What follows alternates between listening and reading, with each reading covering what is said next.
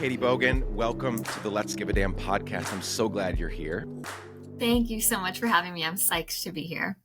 Yeah, it's kind of unfortunate though that I found out about you as a result of this sort of fucked up time that we're living in. I wish it would have been under, other circumstances or other types of content, but I did run into you through the sort of viral algorithm channels of the internet as you've been posting these last few months. And I just, as I've been thinking carefully about who to have on to talk about these things, both in the podcast and on, Instagram and just different conversations that I've been having, you were a name that 100% stuck out as like, okay, got to have Katie on. You speak so directly. You're obviously informed. You're not, as you put it on your podcast or on your Instagram the other day, you're not talking out of your ass. Like, these things because you've studied them. And you're a Jewess yourself. So it's not like you're coming out of, left field, which is fine. If you're a learned person in other faiths or other whatever, that's totally fine as well. But you're coming at this from someone who has a sort of a rich, deep heritage here as well. So thank you for joining me. What I would love to do, I love to start these conversations getting to know who you are before we jump into your expertise in really the last 115, 116 days.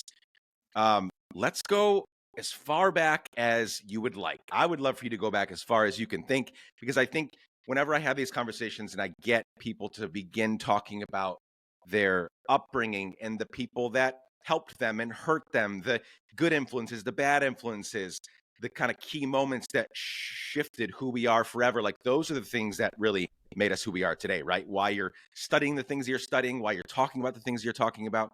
So go back as far as you want to and just begin telling me about who you are, who are the people, places, and things that have shaped you, Katie. Absolutely. So, Katie Bogen, she, her. I'm currently a fourth-year doctoral student in clinical psychology. I study trauma and sexuality, but I'm going to rewind way back to my childhood and talk about sort of how I was raised and by whom. So my father was a single father. I have two sisters. So I'm one of three girls raised by a single dad. And he was the son of a Holocaust survivor. So my dad had to do a lot of parenting on his own. My mom has struggled a lot with substance misuse and mental illness and being incarcerated throughout my life. So when I say that I'm a patrilineal Jew, I really mean that my only parentage was Jewish. My dad was a single parent. I didn't have a non-Jewish adult in my household growing up. So people tend to reject the experiences of patrilineal Jews because our mothers weren't Jewish, but my mother wasn't around. So I was raised by Jewish parents, Jewish parent, really. And then when I was around 5, my dad moved my sisters and I into a house with my grandparents, his parents, to facilitate some additional childcare and to have other adults around. And my grandfather was a Polish Jew who had survived the Holocaust and was deeply traumatized by his experience in the Holocaust. And maintaining a Jewish household was so important to both him and my grandmother, where he would have, Passover Seders that were 3.5 hours long, all in Hebrew, and he just expected everyone else in the family to sit through it. And that, I think, is not very normative for second generation Jews who are more on the line of conservative to reform, in more Orthodox households, certainly, but it was a little atypical for particularly the other Jewish folks that I wound up getting to know in college to have grown up in a household who really maintained Judaism with such a stringent and passionate dedication. So I grew up with all of the adults in my house being Jewish. And I think, very defensive of this heritage and this childhood because so many people are dismissive of patrilineal Jews. And then we moved when I was around 7 or 8 to Litchfield, Connecticut, which is a very small town, rural town, about 8,000 people. There were 70 kids in my graduating class, and we were one of 3 Jewish families who were in the school system in town. And there was one Jewish community space in my town. It was a Hasidic Chabad that was tucked behind the town Dunkin' Donuts. So they really hid Jewish life from public view in this town in Connecticut. And I remember being very torn growing up because the rabbi, Rabbi Eisenbach, shout out to Rabbi Eisenbach, was so lovely to my grandfather and was one of the Jewish leaders I met in my life who took the experience of Holocaust survivors so seriously. He would come to our house every Shabbat and deliver challah and talk to my grandpa and make sure that he had Jewish community in town. And at the same time, this Chabad was my only local Jewish organizing space. And the gender politics of a Hasidic Chabad did not land comfortably to me. The men sat in front of the rabbi at the bima, and the women sat sort of off to the side by this little divider. Women had a very strict dress code. We didn't really interface with the process of learning. So one of the roles of women and girls who went to services was to care for the children while the men studied. And I think that started or prompted some of my more liberatory gender politics as well, of being in this faith space and learning to become a more gender critical activist and feminist activist, because my learning was being subjugated and my role in my faith community was being subjugated. And while all of this is unfolding, I'm being raised in this Jewish household, I'm fighting to be recognized as a patrilineal Jew, I'm trying to find my space in this Hasidic Chabad. I was also realizing when I was, 10 or 11 years old that I'm queer and trying to figure out how to come out. And so when I was in middle school, I started the first Gay Straight Alliance at my middle school. I started GSAs at both high schools. I attended boarding school for 2 years and then went to public school, and had this iterative, constructive process of becoming an activist through faith and trying to figure out what Jewish activism meant to me, through gender and trying to figure out what feminist activism and advocating for basically non-cis het men, how that landed for me, and then my queerness and trying to build spaces again into this really conservative community that were more queer positive. And all of this, I think, primed me very, very well for when I was around 17 or 18 to start hearing the word Palestine, the name Palestine, and saying, what's that? Because anytime there was something justice oriented that I was unfamiliar with or that I didn't know, there was this core impulse to learn so that I could try to make the most moral or ethical decision.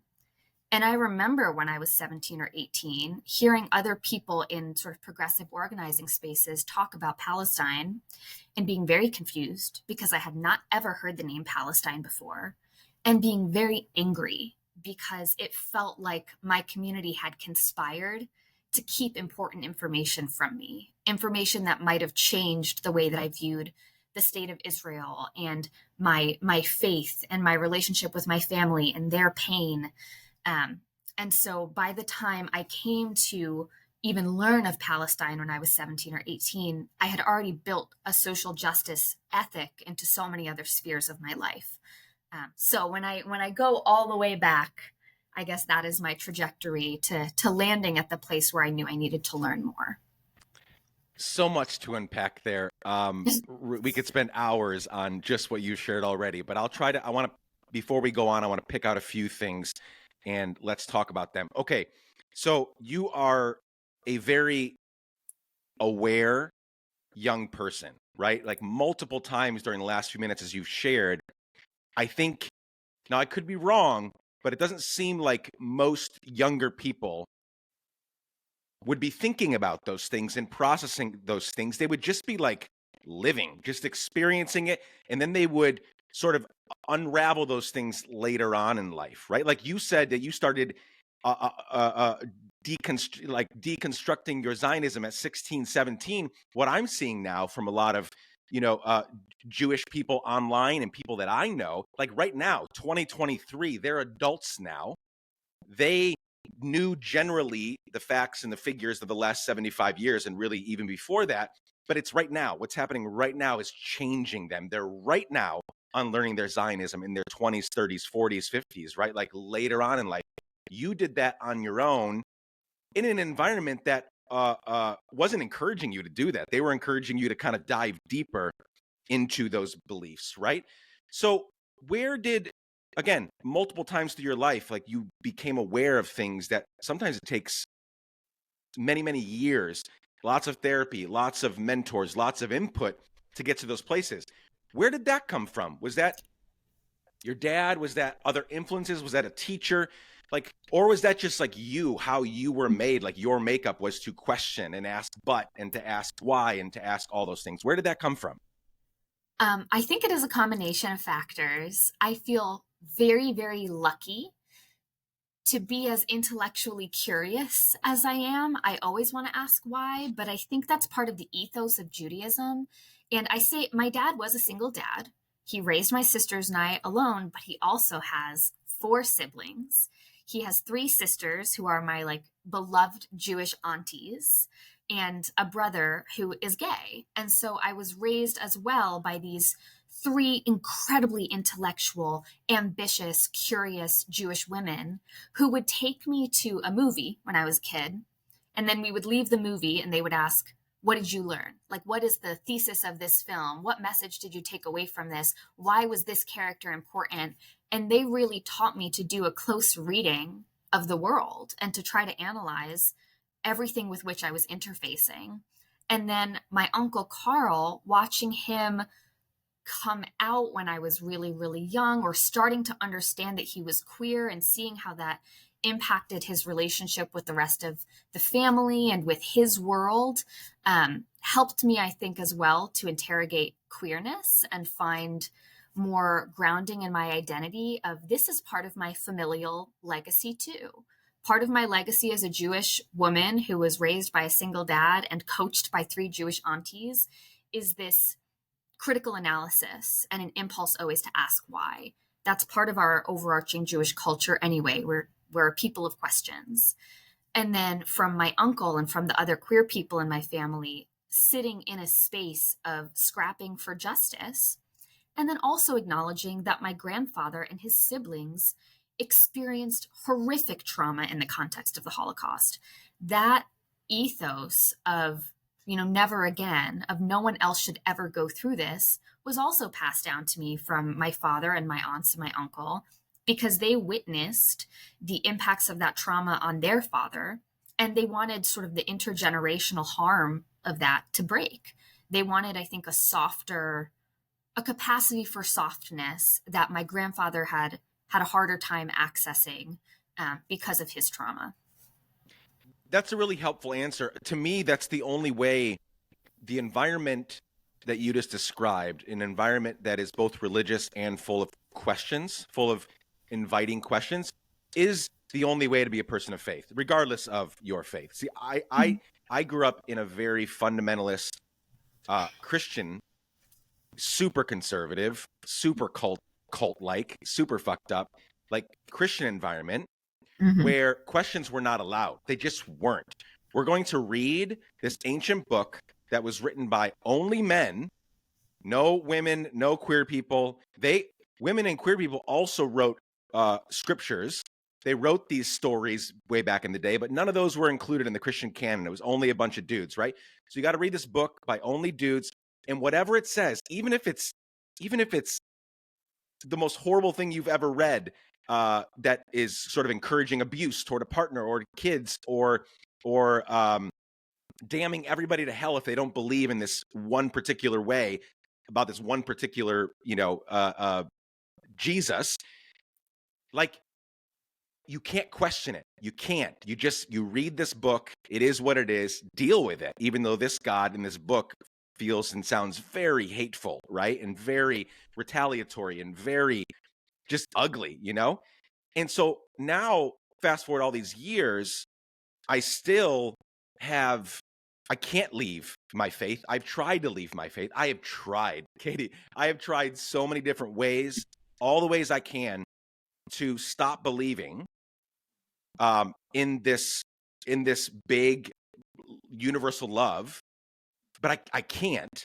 And so what I've chosen to do is to sort of not force my kids to believe anything, but then to introduce them to sort of a faith that is universal in nature. It's all encompassing, and ask all the questions you want. nothing's off limits. Like we always refer to God, without a gender. I always try to refer to God as they, because God doesn't have a dick. God doesn't like God. Why would you want to do that? And then the other day, one of my kids said something about God and referred to God as a he. And one of my other kids jumped in and said, don't call God a he. God doesn't have a gender. God is a they. And so I jumped in because I was like, that's great. But also, because God is genderless, we don't have to beat ourselves up if we call God a he, a she, a they, right? Like, so, but the very fact that like that was a conversation that didn't result in punishment for asking questions and for doubting and for just not, again, reading this book, black and white, everything it says goes. It's a really, regardless of where my kids end up. I have another friend in California. He's a famous author, a Muslim author. She is a Christian, and they have raised their 3 boys in a very sort of universalist, what do you want to believe? And they have their younger kids, I think they're all under 12, and one is really attracted to Judaism, one is really attracted to Islam, and the other one is like obsessed with Hinduism.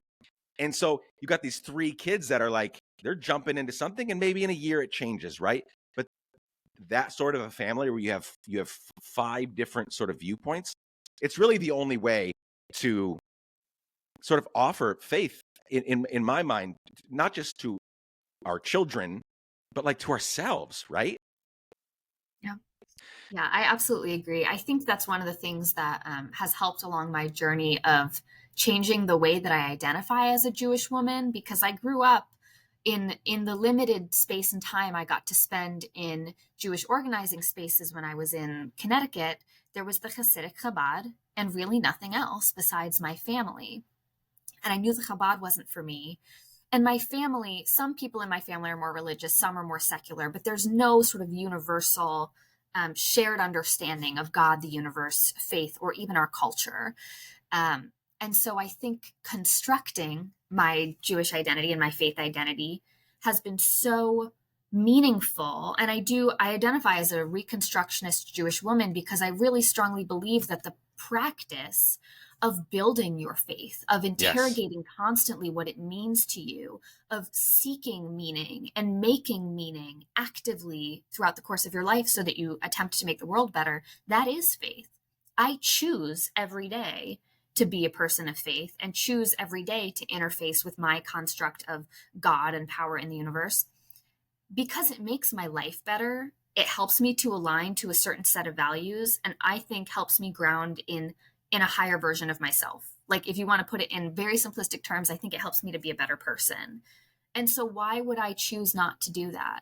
Why would I choose against something that can provide me comfort, provide me a sense of groundedness in a universe that can be very chaotic, and allow me to operate at a higher level and a more authentic level? It doesn't feel reasonable for me to turn that off. And I understand that this is a choice I'm making every day. I'm not going to project this onto other people. No one else has to share my faith. My relationship with my construct of God, the universe, and power is very individualized. That's the way that I would like it.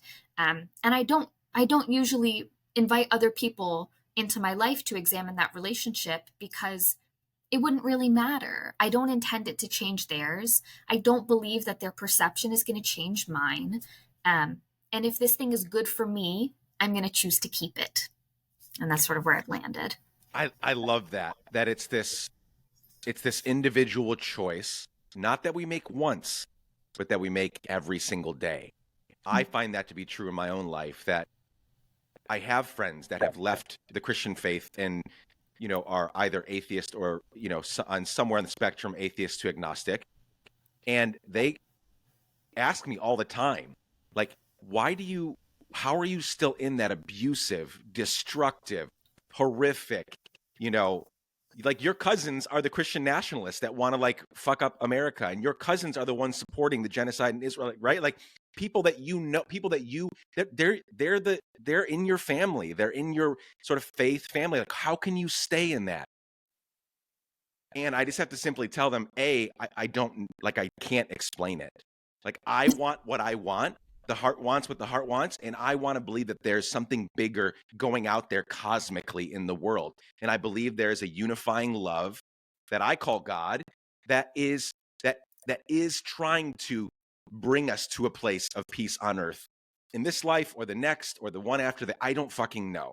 But I just feel that, and I have to actively make that choice every morning, despite the horrific things that I see my faith siblings, my faith cousins doing in the world, which is just horrible. So yeah, it's this active like choice. And I've given that choice to my kids. And it feels like so far in the parenting journey, giving them the ability to, like, not putting 1 ounce of force on them in any particular direction. Now, we did when they were younger. When they were younger, like, there was no force, but there was still a little more, some would call it indoctrination. It was more just like, I want to actively share my faith, like what I believe, with you. And we've really lightened up on that. And I still share how I see the world and what I think is happening and how we can sort of process all this stuff.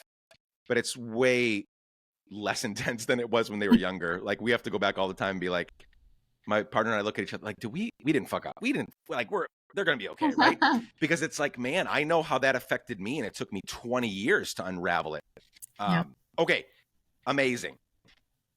What was it like when you came out, when you were a young teenager, or when you realized, because maybe you said it in the intro, I know you said you realized that you were queer. Did you come out publicly, and how was that sort of accepted? And how did that sort of coming out at that time shape you from there? Because you still had to live there was still a gap.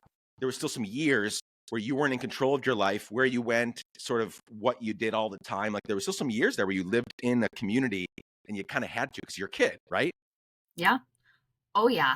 I came out sort of by accident. So I'll rewind a little bit and say I started middle school, and there was a new student at my school. And I'm not someone who typically endorses love at first sight, but she walked into my like 7th grade English class, and I was like, It was over. oh, I lost my mind. Like, I forgot how to behave like a person. I did not know how to speak. I could not use my body. She just I was a nervous wreck and like so infatuated. And I was not well liked in middle school. I was kind of a goth, weird kid. I was always very bright and held it against my peers, I think, in a way, because they were, popular and had social capital, and I didn't have any of that, but I did have my intellect, and damn it, I was going to use it. And so this girl came into the school, and she could have chosen to go be popular. She was a ballerina and gorgeous and charming, and I didn't think there was any way that this girl was going to become my friend. And instead, we linked up, and we wound up dating kind of on and off in secret for 2 years during 7th and 8th grade. And I wrote about her in my diary, and how I had this dream that she'd kissed this boy, and this was like a really popular boy in my school. And instead of being jealous of her for kissing this boy, I was jealous of this boy for getting to kiss her. And what does this mean? And I had a whole crisis about it in my diary. And my stepmother at the time read my diary and outed me to my dad, and was basically like, we have to figure this out now. Katie can't have sleepovers anymore. She can't have girls stay at the house. Like, not so much we have to squash her queerness, but like, we have to make sure she's not hooking up in the house. And my dad was like, no, because he has a brother who's gay and was like a good progressive dad, and was like, I'm not going to sabotage my daughter's social life because of something that is out of her control. All this means is she can't get pregnant if she decides that she's into women. Great for us, like sexual safety. We love that for her. And she's going to keep having a social life. And so my dad like really rallied for me to have, at least in my home, a safe queer adulthood, or young adulthood. And then I started a gay straight alliance at my middle school that faced some resistance from the parents of my peers. Did the same thing at my boarding school. The parents there were really, really not happy with me. And then when I came back to public school, did this thrice. So I created 3 different gay straight alliances with a lot of social resistance, and just at the time was identifying as a lesbian. And I I couldn't put the fight down because it was a fight for my safety and my ability to live, and it felt important and valuable. And I was also seeing the ripple effect every time I came out of all these other students in my school starting to question their own sexual identities and asking me questions and, how did you know, and when did you know, and what does it mean if I want to kiss a girl? And I became this um, symbol, I think, for a lot of people in my middle school and my two high schools, for someone who was out and doing it. Like, she's just there doing it, and maybe I could do this too. And so there were waves of coming out every time I would be public about my queerness, and that felt beautiful and profound. And I had a mirrored coming out experience in 2014 when I was sort of trying to bear witness to what the Israeli occupation force was doing to Gaza during the 2013-2014 war. I don't want to call it a war, their attack on Gaza, the bombardments. And at that time, I had people who I really loved coming home from birthright trips. And I'm sure we'll talk more about birthright, but essentially it's a subsidized trip, 10-day vacation to Israel that is fully paid for. Your flights are booked. You have a tour guide take you around Israel, and it is really a brainwashing mechanism. So I had people coming back from birthright, and I knew enough at the time to ask them what they had learned about Palestine.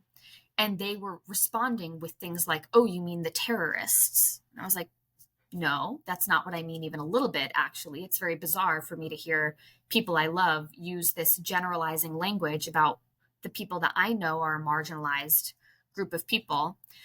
So I took a lot of coursework on the genocide and the apartheid system of Israel, the violence against Palestine, the Nakba. And I learned about this, 70-year history of oppression while I was in college. And then after I went on birthright, I came home, and it had so solidified my pro-Palestine politic, the brainwashing efforts and the propaganda I had observed on this trip I found so disturbing that I came out as pro-Palestine online. And I knew that this coming out process as a diaspora Jewish woman was going to be even more complicated than my process as coming out as queer. And I think for a lot of pro-Palestine Jews, particularly in the United States and in North America, our process of coming out as queer feels much easier than our process of coming out as pro-Palestine. So I posted about this on my Facebook, and I got a call at work from my dad, and I will never forget this experience, because my dad is not a big yeller. He's not really an angry guy. He's very soft, kind of teddy bear father. And he just had such a large emotional response to me coming out in support of Palestine that he called me at work, and he was yelling at me over the phone. And I had to hold my phone away from my ear because it was so loud. And my boss came into the room and was like, who is shouting at you on the phone like that? Like, she was fired up and sort of ready to jump to my defense. And I was like, oh, my father just found out that I support Palestine. Like, my Jewish dad, son of a Holocaust survivor, just found out that I'm an anti-Zionist. And she was like, oh, well, I'm not going to interfere. And she went back into her office. And that, I think, really set the tone, and I think is a much more quintessential coming out experience for people of faith, not necessarily Jewish people, but people of faith, of coming out for the first time and having the fear and the anger and the sort of disproportionate policing response initially, and then having to do that work of having the conversation again and having the conversation again and reassessing, did you really mean that? And I did not have to do that at all with my queerness, but I absolutely had to do that for my pro-Palestine politic. Tell me about your birthright trip. That was after 2014, you said? So after the what was it called? Was 2014 called Protective Edge? Wasn't it called something like that? I think the strike on the Gaza Strip was called. I think that's what it called. So it was after that? So it was sort of during there was overlap, because I remember our trip leader brought us to the Golan Heights, and there was conflict spillover into Syria, and we could hear the bombs dropping in Syria. And so they brought us to this geographic area so that we could listen to this conflict as a way to reinforce this is how at risk Jews are. This is what you have to worry about, basically. And we, the state of Israel, are who are going to protect you from this violence. Never mind the fact that the bombs dropping in Syria were Israeli. Like that was Israel's weapons. So it was very much a like, this is the threat that we're protecting you from, and listen to our might. And I found that to be such a bizarre intimidation and threat tactic of, this is what you have to face if we don't keep you safe. And I think Israel has really thrived off of being able to hang that threat over Jews in the West and in North America, over Jews really the world over, by saying, basically, if we don't exist, you're going to be exterminated. It just feels like such a sociopathic threat to make, when also the evidence since 1945 really does not bear that out. Yeah, so let's talk about that. I mean, we're gonna. I don't have any sort of notes about how I want to go through this, but Okay. I also like had an idea. But I think we're gonna. I think let's just take it as it comes. And so right now, let's talk about the what is going on in hearts and minds and lives and brains when. How does someone get to the point where they are standing in a geographical area, seeing or hearing bombs go off? Someone says, this is what's at stake if we don't do this, right? We need to do this to stay safe and to keep you safe, even though you're from fucking Nebraska or Brooklyn or LA, like wherever you're from, right? Like you're at risk. Because this is your line of work. This is not my line of work. Like how does that happen? Because that's so wild to me that you have right now, you have a lot of, I live in New York City. You have a lot of kids. I mean, how many, Jewish kids in the last 3 months have signed up, shipped off, and gone over to fight for something that has absolutely nothing to do with them? Like, they live in Brooklyn, they live in Long Island, they live in Queens. Like, they live here. They have no ties to there. And then they go and they fight and put their lives at risk. Some of them have lost their lives. Like, walk me through, that's a very messy question, but like, it's just so confusing to me. Like, walk me through how this happens. And it's not unique to Zionism. Like, it happens all over the place. I mean, yeah, this is, now it kind of is unique to religion. Like, religion has caused people to do this over and over and over and over and over and over and over again throughout history. So like, what's going on there that makes people believe that, oh wait, I'm over here, that has nothing to do with me, but like, yes, I'm at risk if we don't keep the bombs going, keep the occupation going, keep telling them when they get electricity, when they get internet, when they get food, when they can walk down this street, when they can go through that border. Like, how does that happen?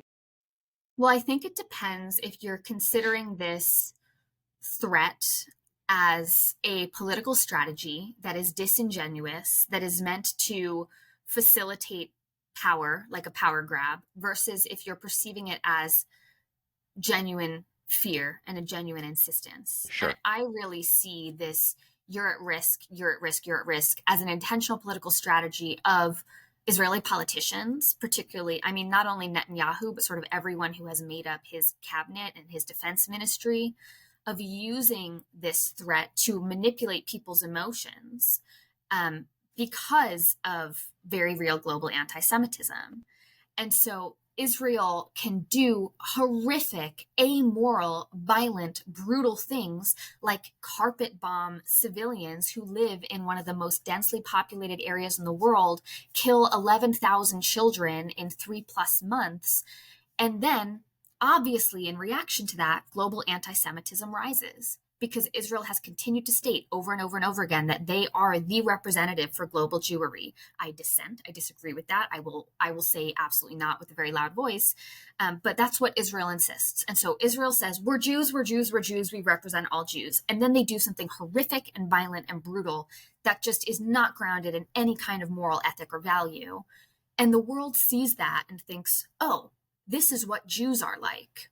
And global anti-Semitism rises and violence against global Jews rises because people perceive the absolute viciousness that is being perpetrated by a state as representative of a people. And they do react by calling Jews names and threatening our safety and drawing swastikas on community centers and sending death threats and making bomb threats at synagogues. Like, those things do actually happen. And then it triggers very real fear in people who would otherwise maybe not take this, oh, you're at risk all the time, seriously.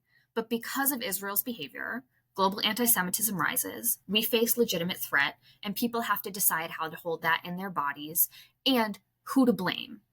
And you can blame all these people who are being galvanized toward anti-Semitism by what Israel is doing, or you can go to the source and see that this uptick in anti-Semitism happens in response to Israeli state-sponsored aggression every few years.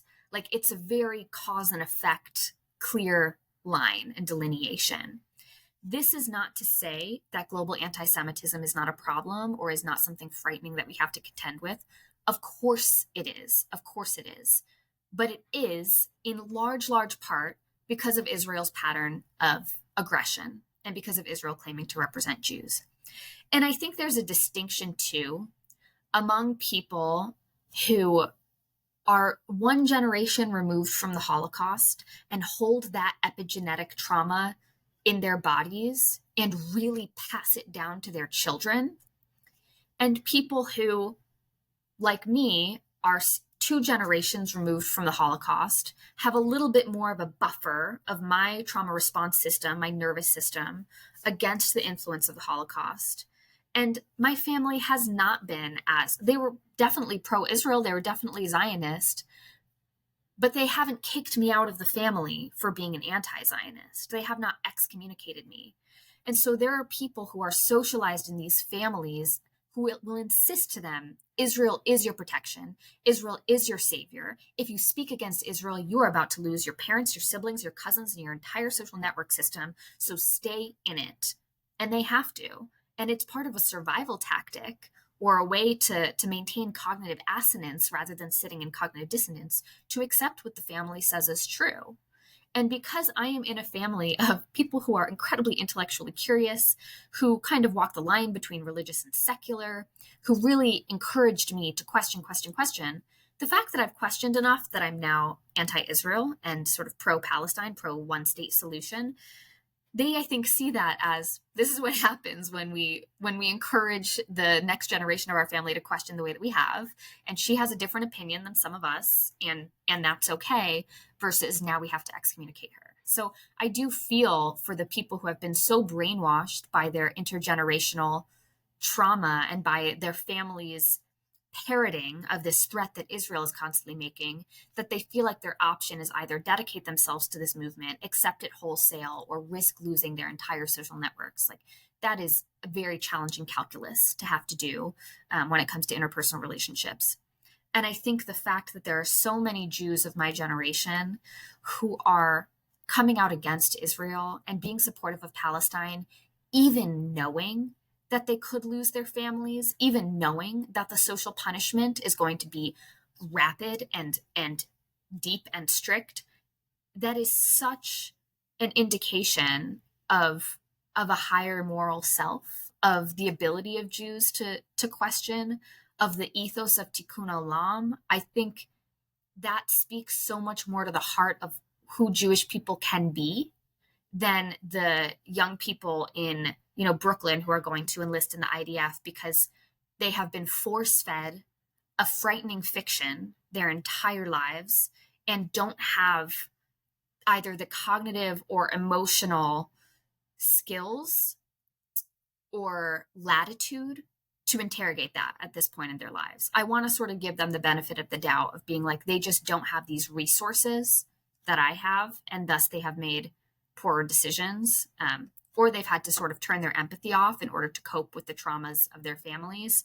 And that is very sad, but I don't think it represents all Jews.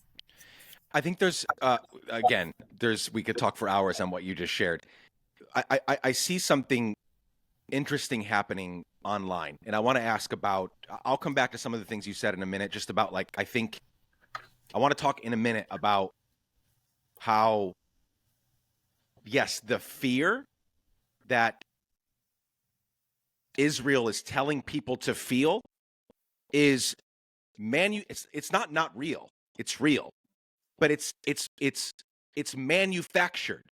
Like how do you poke the bear and then get mad at the bear when he tries to bite your hand off? I am not calling Palestinian people the bear, but I'm saying, like, how do you, for 75 years, just pummel the shit out of people?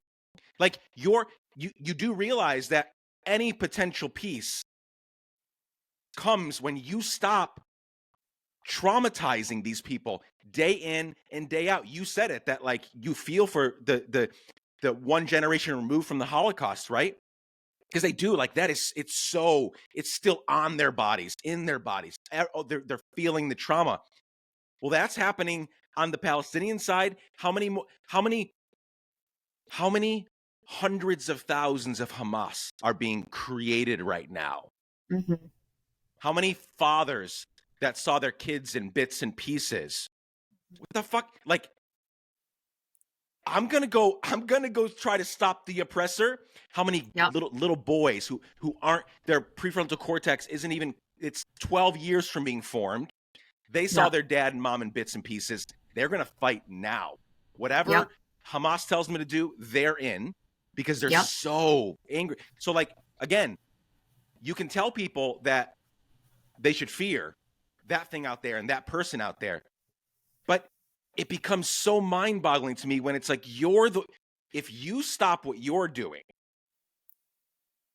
right? A lot of this, not all of it, but like I'm not saying it fixes everything, but like, you're the thing that keeps this going, right? Like, that's so wild. And so I guess heading to the online space, you've been involved in, so you've put out so much great content the last 3 months. Before that as well, but like particularly on this issue, the last 3 months, especially, like on a daily basis, I feel for you, continuing to put stuff out and just receiving the ire of the internet each and every day. But like, as you're interacting with, like Zionists and anti-Zionists, pro-Palestine, pro-Israel, like all of young, old, people of faith, people not of faith, you've had lots of people interacting with you, right? Are you, going back to what you were just saying about these young people that like have been force-fed this narrative since they were little kids? Like, are you seeing a shift? Are you seeing a shift happen at a hopeful pace? Are you seeing people that, again, maybe 4 months ago they were like on the fucking Zionist train, but now they're like, whoa, like, we are like beyond the first Nakba numbers, like this is unbelievable. What are we doing? Like, do you see that happening? What do you think is sort of happening with the amount of like cell phone videos and, like, I mean, just amazing journalists like Motaz and like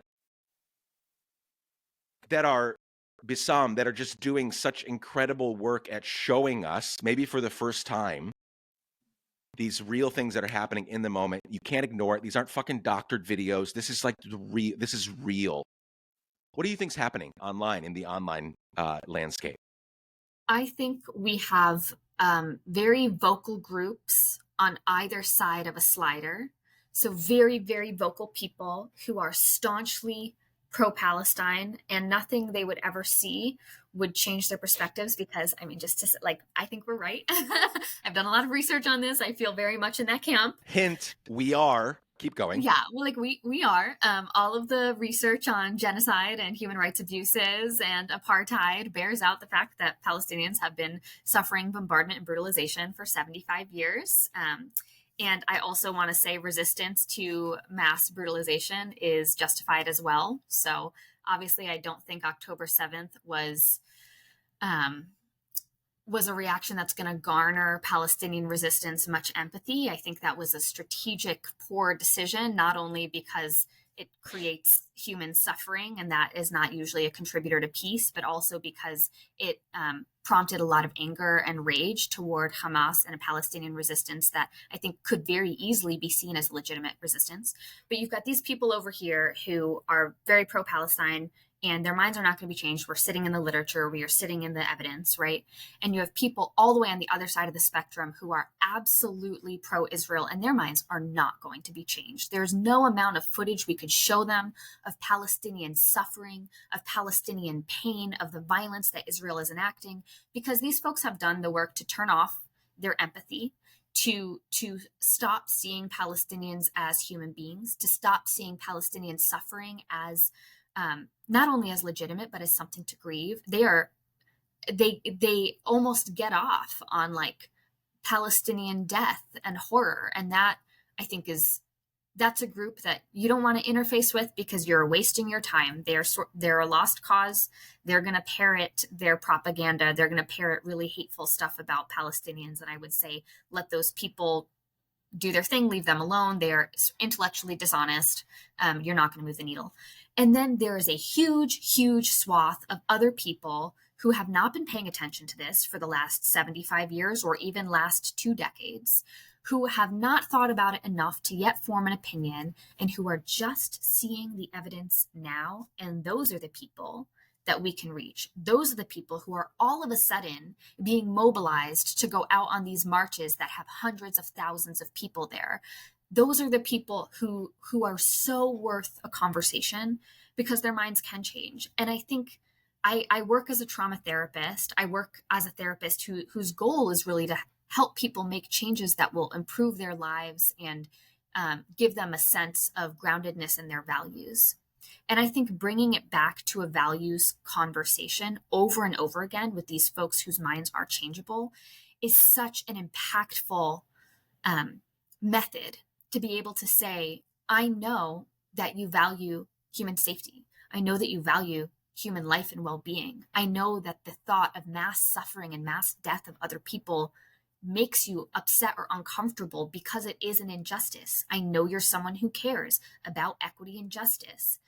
You're watching a military conflict about politics and borders be enacted in the most violent way possible on civilian bodies who are not deserving of receipt of punishment in this way. How do you square what's happening with the value system that I know you have? And that, I think, gets them to interrogate what they actually think and feel about this, because you're not just saying this is bad because I say it's bad. You're saying this is what we're observing. It's a horror. It's a violation of human rights and justice. You're someone who cares about human rights and justice. I know this because I know you. I know this because you're a fellow human being. So sit with those things and see how sandpapery that feels. And I really do think we can move the needle for those people who can sit with their emotional response to what is happening. If folks have already toggled off their emotional response, we're not going to reach them. If folks have stopped seeing Palestinians as people and bought into the vermin, the human animals, the children of darkness, whatever propaganda, that is a huge shame. And they are co-signing the amputation of their own souls. And I feel sad for them, but I'm also not going to waste my time. Yeah, let's talk about who to waste our time on for a second. I know you did. I know you did talk about that a bit, but like, let's. For the sake of those listening that are probably like me, and we don't. I don't quite know because I feel so deeply and I want to help everybody. I get lost sometimes and I start helping people that aren't worth helping, just because they're too far gone or have toggled that switch off, and it's just like, no. I could have helped 3 people that were willing to listen in the time that I didn't get fucking anywhere with this person, right? So as we figure that out, so let's drill down even more. What about people that are like, because I actually have a situation right now. A good friend of mine that was on the board of, I won't say where, but we're on the board together.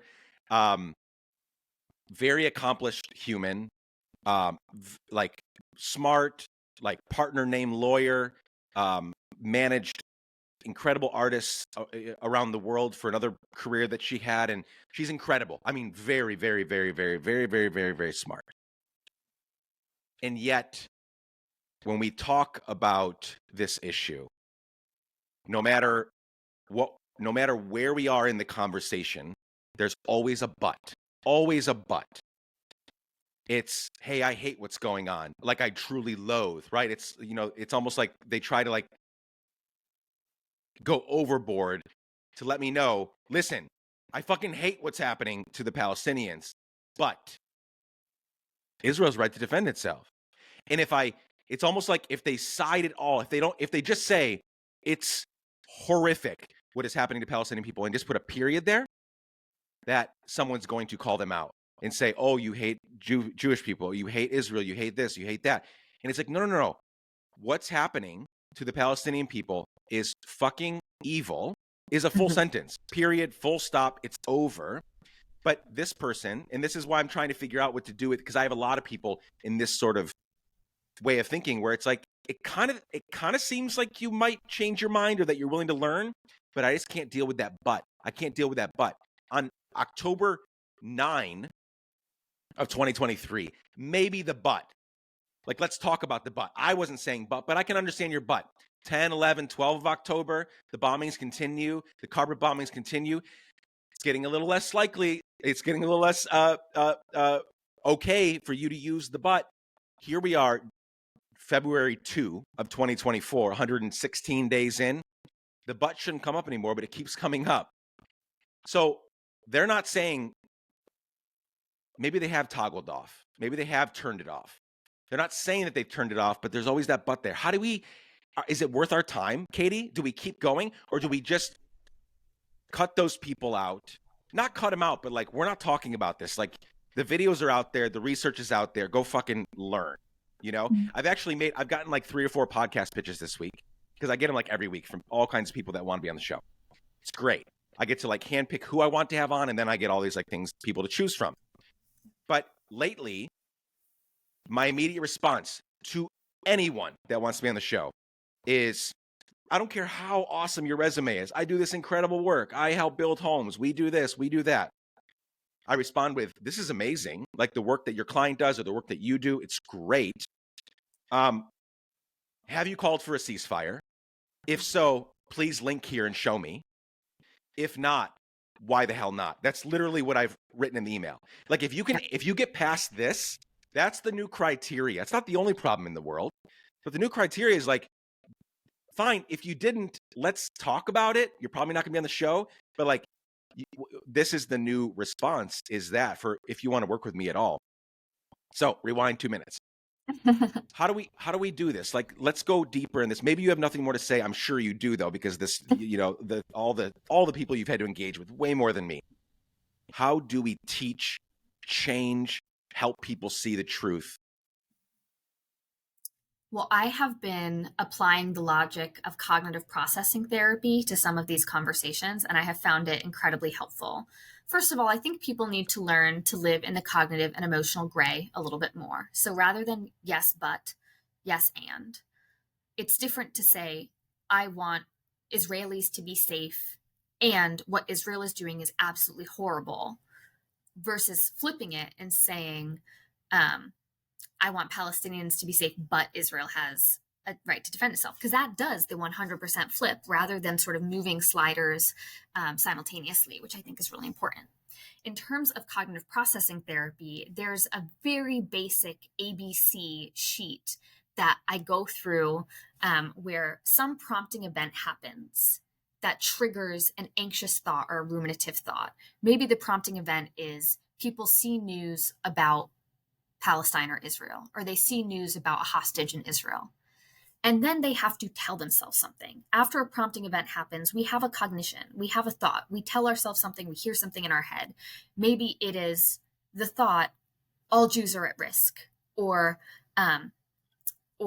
Israel is under threat.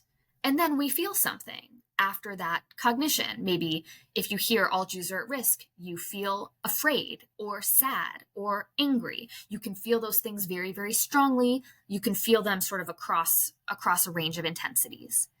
And then the next part of the sheet, after you know what the prompting event was, what you told yourself, and how it made you feel, you have to ask yourself if what you said to yourself, if that thing in your head is either realistic or helpful. If it makes you feel like shit, it's probably not helpful.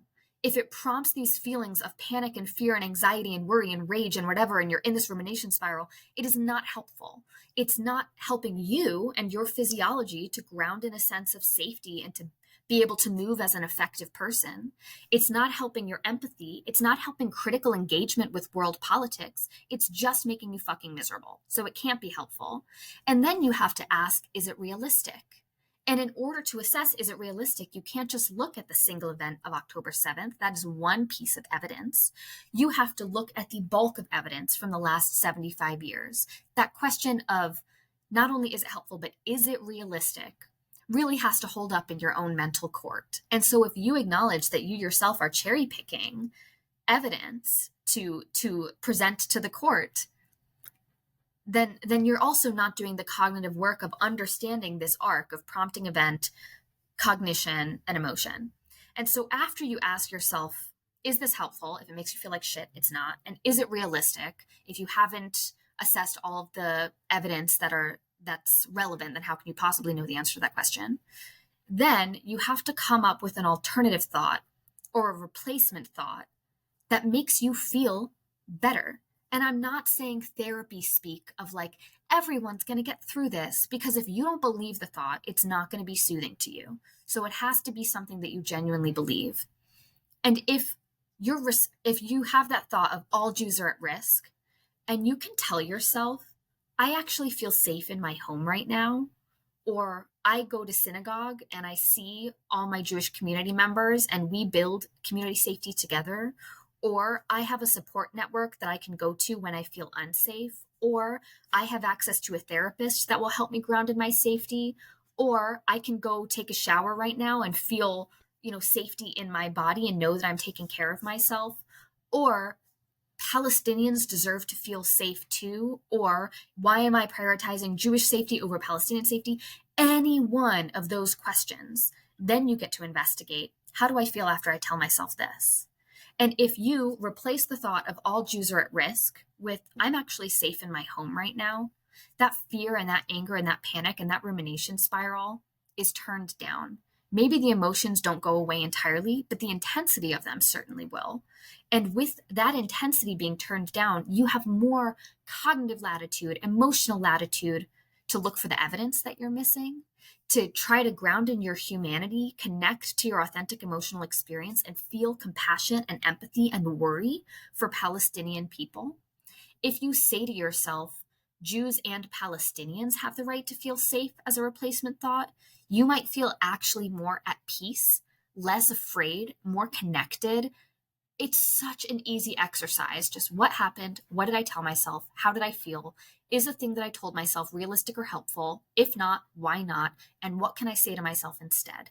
And follow that thread of what can I say to myself instead, and ask yourself, how did that make me feel? How did that change the emotions that I was originally feeling? Because I don't think that anyone stuck in the rumination spiral of Israel has the right to defend itself, and Israel's at risk, and all Jews are at risk, and Palestinians are evil, or whatever it is they're hearing, they must feel like shit. And if they didn't feel like shit, maybe they could tap into their human empathy and their compassion. You've seen the videos of Israeli soldiers doing horrific things. They are dead-eyed. There is something not clicking behind the scenes. Like, they have had to, and these are children, like these are people whose frontal lobes are still developing, and they've just torn themselves apart in order to enact evil. And I have to believe that if these people grounded in their emotional experience and their authenticity and had to sit with the fact that they just shot a child in a hospital bed, they would grieve for years. And part of being a person is being willing to do that even when it's going to be painful. And so even when these cognitive exercises are painful for people, I still urge them to sit down and do them. And they're available online. It is very easy to find CPT worksheets on Google. And I think folks would find them very helpful right now.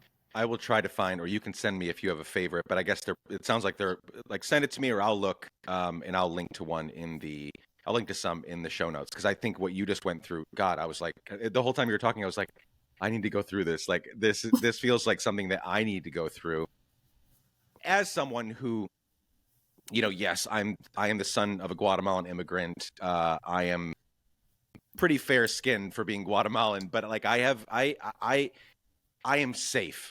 I am, and I think that's why I am able to process through so much of this is like I live in a safe environment. I didn't feel as safe as a very, very, very, very, very leftist progressive person when we lived in Nashville before moving here. I did not feel as safe there.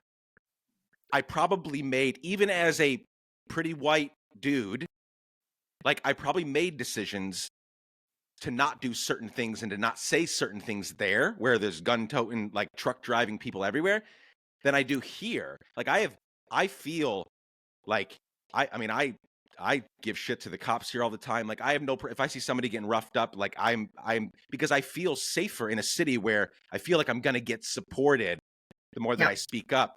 And so even I get to practice some of that. And the safer I feel, the clearer headed I get about, yeah, what's actually going on. And the more fear that we feel, yeah, we're going to make irrational. I was thinking about this quote from Parker Palmer: violence is what happens when we don't know what to do with our suffering. And I was thinking about how much of that is being perpetuated right now within the Palestinian community. But again, like how much of that, with all the bullshit that's being force fed down their throats, like how many younger, impressionable, with non-fully formed prefrontal cortex young people are just being told, fear everything, fear everyone, we're not safe. If you don't pay attention at all, like something's going to happen to you. Well, that is going to. So then when something big happens on October 7, you're asking mom and dad, can I go over and fight? And like leave your brownstone in Brooklyn to go over that. You know what I'm saying? Like you just make these decisions that aren't, and then you go over and you kill young kids, and then you film yourself playing on their little ukuleles or like playing with their toys or like eating their food, like right after you just murdered them. Like, you're right. They're dead in the eyes and there's something wrong. And I'm just really sad, and not just about what's happening on the, not just day to day, but hour by hour, minute by minute basis here, second by second basis. But like, if this were to end today, like if all of it were to stop, we have decades of physical rebuilding to do, right? Like Gaza's fucking annihilated. And then we have millions of people that are absolutely fucked up in the head that there's just so much.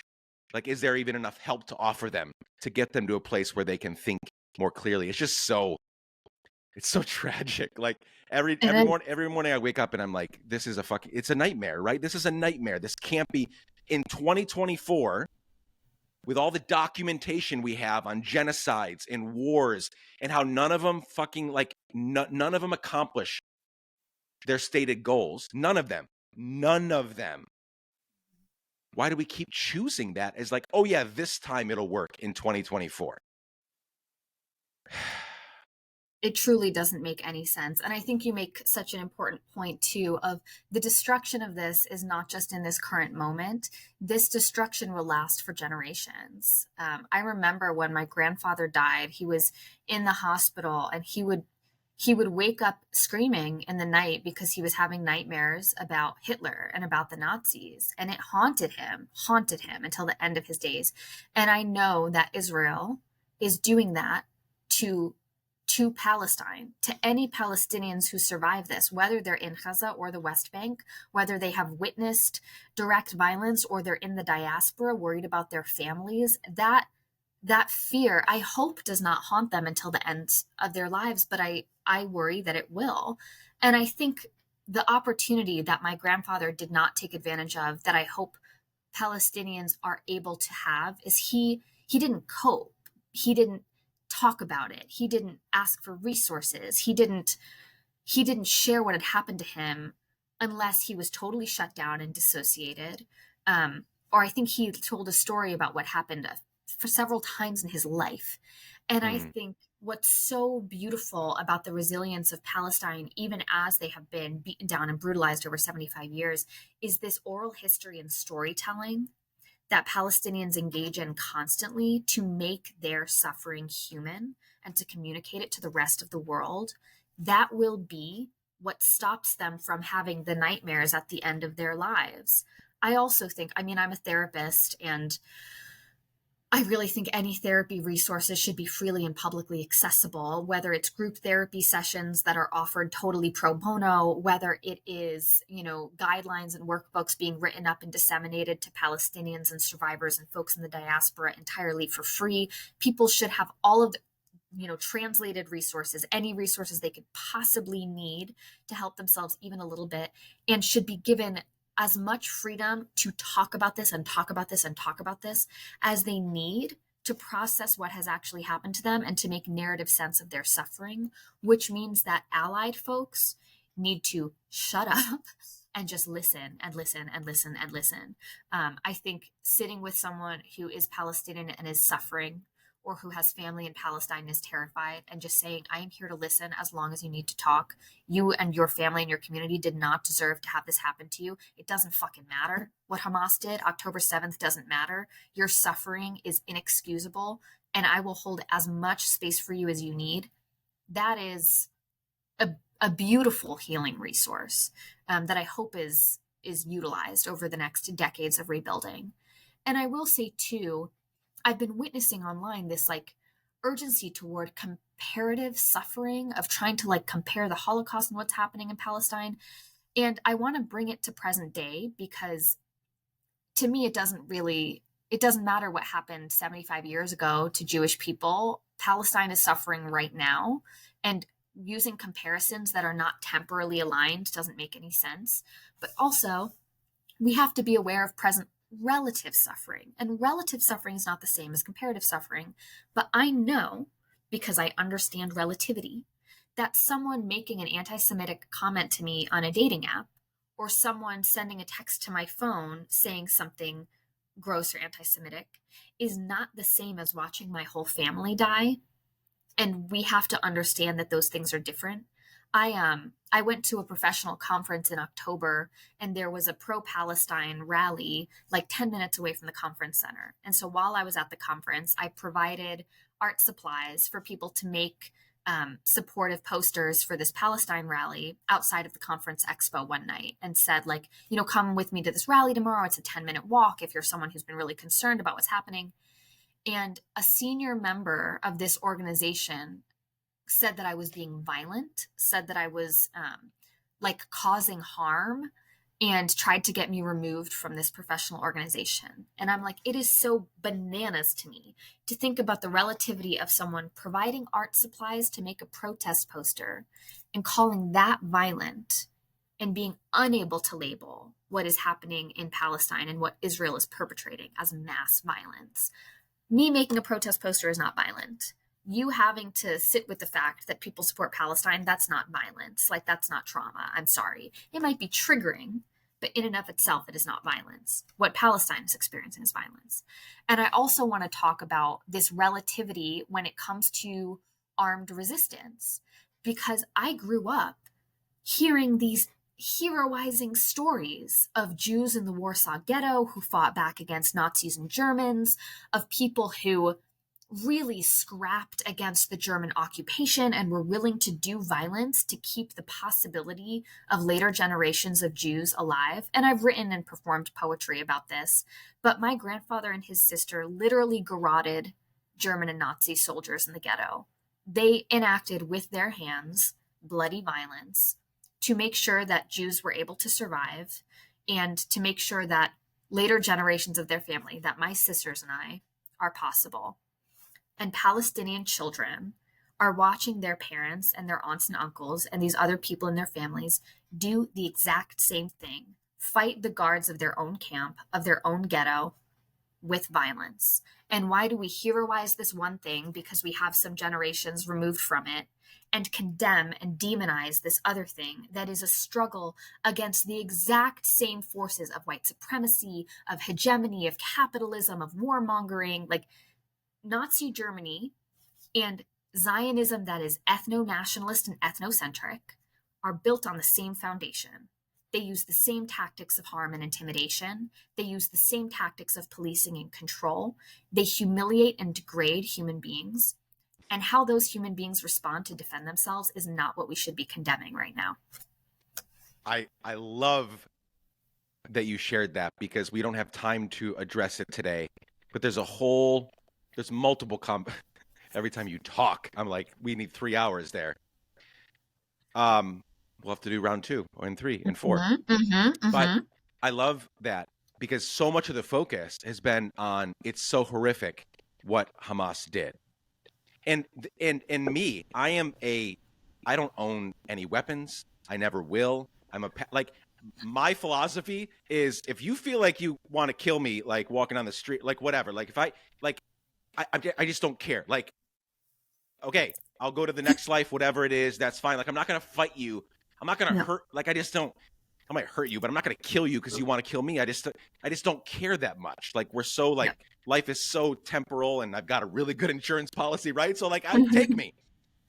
But even as a very like pacifist, anti-war, like fuck your guns kind of guy, you know, they're not freedom fighters.